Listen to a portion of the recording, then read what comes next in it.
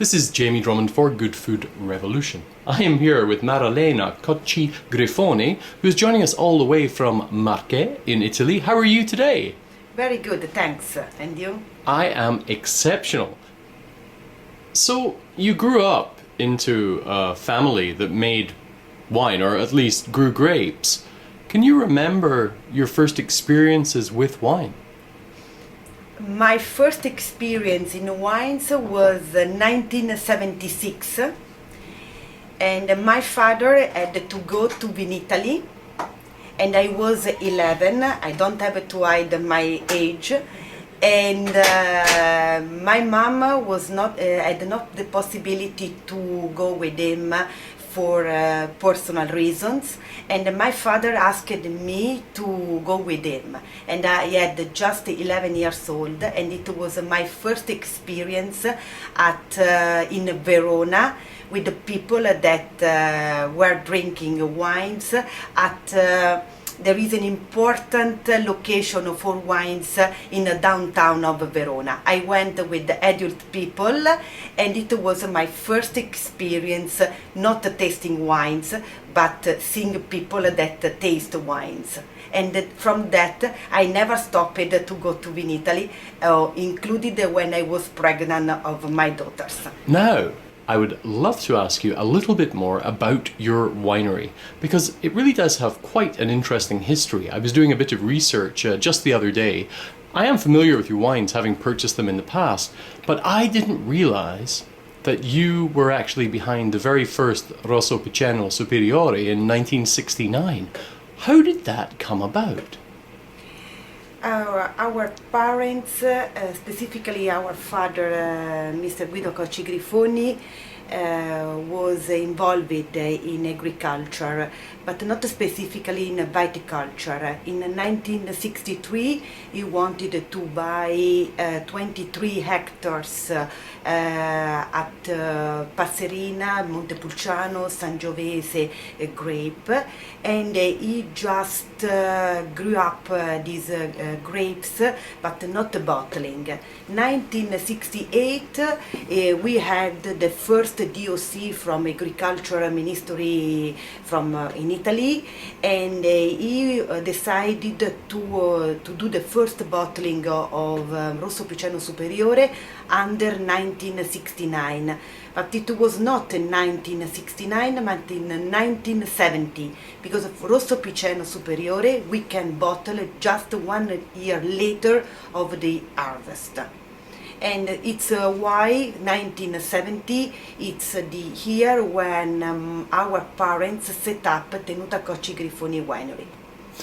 Now, when people think of Sangiovese, there are normally a few regions that they think of before they think of the Marche, but your Rosso Piceno Superiore contains a high proportion of Sangiovese, does it not?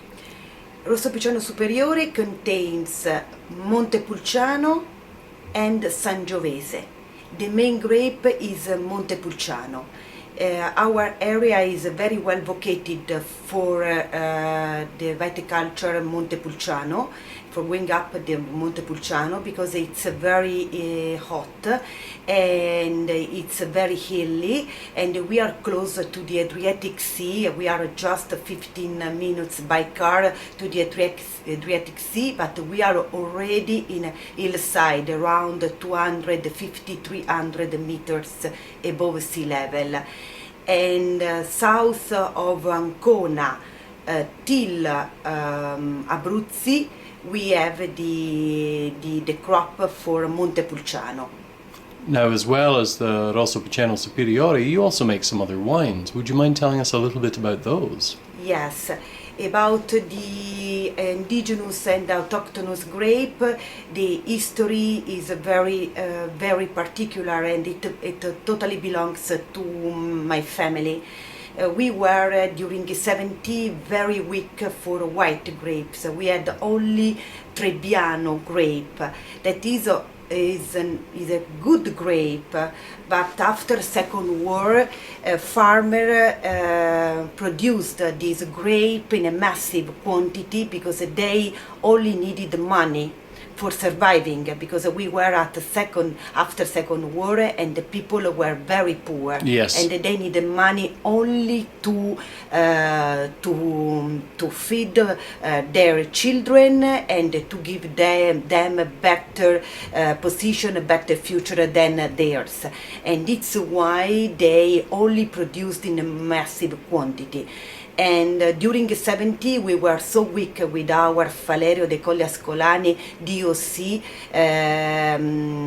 in quality, in performance, in aging, and our father knew the existence of Pecorino grape in our mountain area, means 1,000 meters above sea level. And on the road to Rome, because we are at the east part of Italy, and specifically on the 43rd parallel. This parallel is very, very important for the viticulture.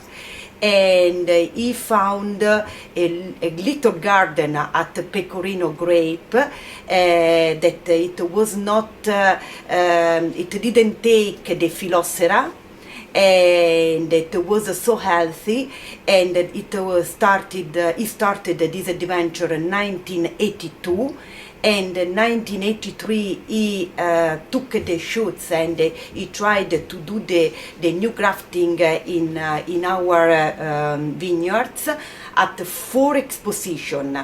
So he tried to relocate from 1,000 meters above sea level to 250, 280 meters above sea level. So quite a shift. Yes. Yes. Right. And it's why he tried to understand which position was the best for this grape: south, north, east, and west. We had the first small harvest, 20 liters per each side.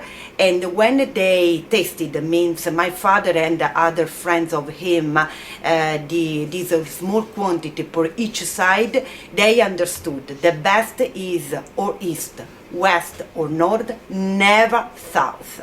Why? The acidity drops. Because for this grape, we have to preserve, we have to keep, we have to guarantee the acidity, because sugar there is always.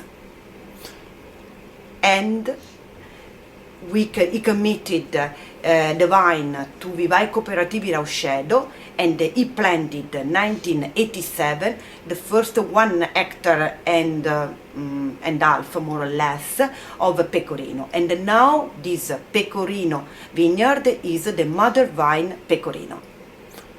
Now, when it comes to local cuisine in the Marche, and the foods, the dishes that go best with your wines, what do you prefer? We have a cuisine that belong to Adriatic coast, so means from fish, and also for our countryside, so means meat. For fish, we have seafood. We have our white fish. That it doesn't need so particular cooking, because we can cook in a very easy way using our olive oil, because our olive oil is always in our cooking. And we have seafood, we have pasta, and we also had our vegetables. And if we go through to our mountain area, that means 1 hour and a half by car, and means not more 100 kilometers, we can have lamb and red meat like pork. And so we are also cook a lot of white meat, that means rabbit and chicken. And are there any particular ways that these would be prepared in the Marche? We don't have a so very hard and specific cuisine. We use olive oil, we use white wine, and then we can cook rabbit and chicken. Our main recipe is oliva ascolane. Oliva ascolane is a very long and elaborated recipe that belongs at our local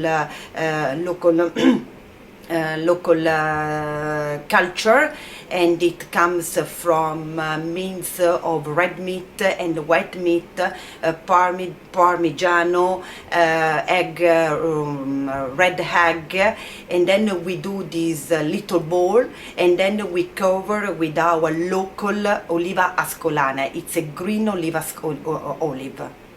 Ah, perhaps I could ask you to speak a little bit about Passerina, because it's a wine style that people are not too familiar with over here. Passerina is another white grape that is also indigenous, but it's not Italic like Pecorino. It belongs at the Trebbiano family, because the Trebbiano family is a very large white grape family, and Passerina it's very well produced in the south of Marche, Abruzzi, Umbria and Lazio. Passerina is a very soft grape, delicate grape, and suitable for aperitif, for a seafood meal, and but it doesn't age like Pecorino. If we can have Pecorino wines that can age more 10 years, we don't have the same performance for Passerina. Passerina is a very summer, light, gentle wine. So, Marilena, thank you very much for joining us at Good Food Revolution today. You've made me both hungry and thirsty. So I'm looking forward to lunch and the tasting this afternoon. Thank you very much once again. Thank you very much for your interview. Bye for now. I appreciate it.